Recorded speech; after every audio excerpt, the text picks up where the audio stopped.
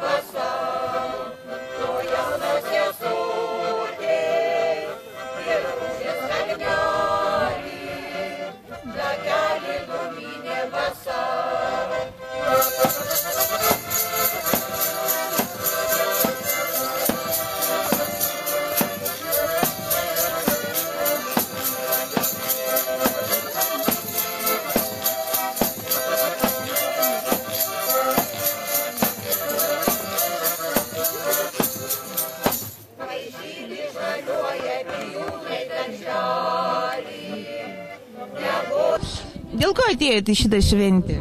Nes tai yra Lietuvos nepriklausomybės šventė ir tiesiog manėm, kad bus labai įdomu ir linksma. Gera atstovauti savo kaimui ir tiek. Greta. Miglė. Ačiū, labai puiku. Nuostabi šventė. Ir oras labai geras, ir šventė labai graži, ir žmonės visi linksmi. Džiaugiamės, kaip nesidžiaugsi.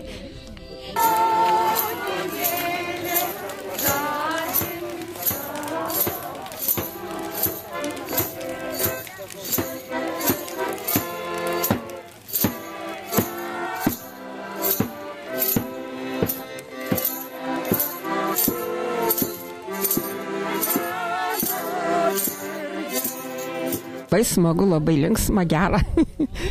Ir diena graži, ir nuotaika gera. O jums ar patiko? Labai. Gerai, tokių švenčių daugiau. Nuostabus renginys. Ir akiai, ir širdžiai. O dažnai būna tokios kaime šventės, ar... Dažnai. Kokią šventę mes niekad nepraleidžiam. Visiem dainuojam, kol dar jėgų turim.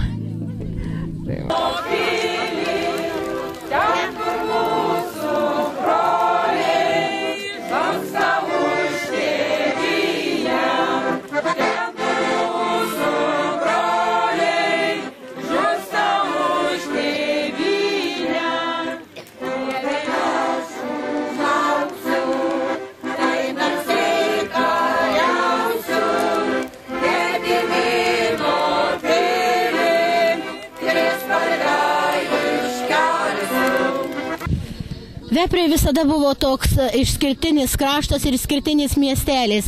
Ir kai per visą Lietuvą eina atkūrimo 20-metis, tai negalime likti abejingi ir galvome, kuo naujai pritraukti žmonės, kaip sujudinti visus, kad tokiuose mažuose vepriuose, kuo įdomiau būtų tas dalykas. Tai kilo tokia mintis būtent padaryti pabandymų iš tą misteriją. Tai vat, ir manau, kad tai yra pavykęs dalykas. O vėliava ant sniego, kas sugalvojo? Čia vėlgi ir seniūnija, ir kultūros namai, ir bendruomenė visada dirbam ranka rankom, daug galvų, daug minčių ir taip gimsta idėjos. O sakykit, kaip žmonės vis tiek pažįsta, daug metų dirbat seniūnė, kaip atsiliepia, kaip noriai sutinka dalyvauti ir šiek tiek reikia pakalbinti dar vis?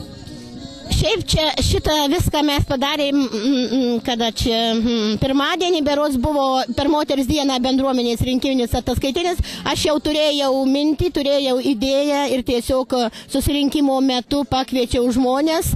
Išsikabinom skelbimus labai greitai. Visa tai vyksta spontaniškai. O sakykite, renginius tie patys ateina, ar atsiranda ir matos ir jaunimo? Daug matau naujų veidų, kurių netgi nepažįstu, tai į šeimą suvažiavę vaikai, anūkai ir iš tikrųjų atėjo ne tik vietiniai gyventojai.